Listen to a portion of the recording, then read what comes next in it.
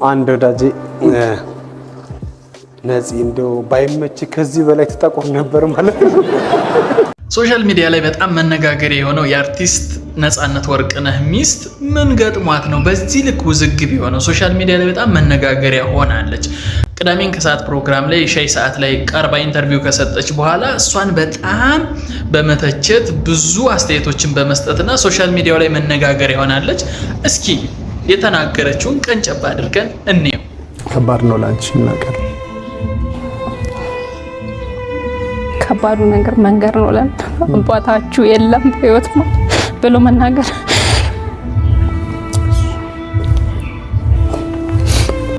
ባሉን ያጣ በተለይ ደግሞ ልጆች ተወልደው ትልቁ ስሜት እዚህ ጋር ነው።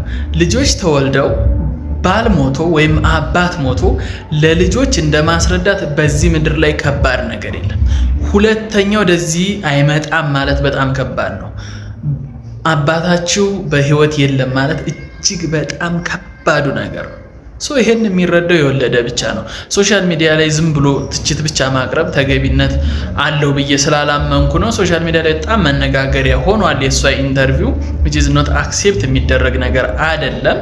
በቃ የተሰማትን ተናግራለች፣ ስሜቷን ገልጻለች፣ አለቀ።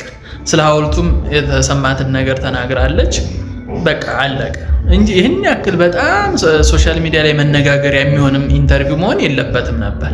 በቃ እግዚአብሔር ያጽናናት፣ መጽናናቱን ይስጣት፣ ልጆቹም በጤና በሞገስ ያሳድግላት፣ አለቀ። ለነፃነት ወርቅነህ ይሄን ብቻ ነው መመኘት ያለብን እንጂ አሁን በሰጠችው ኢንተርቪው which is በጣም ሮንግ የሆኑ በጣም መነጋገሪያ መሆን የሌለበት ኢንተርቪው ነበር። ከሶሻል ሚዲያ ያየሁት መነጋገሪያ የሆነና የራሴን አስተያየት ነው። በቀጣይ በአዲስ የቁም ነገር ቪዲዮ መለሳለሁ። ቴንክ ዩ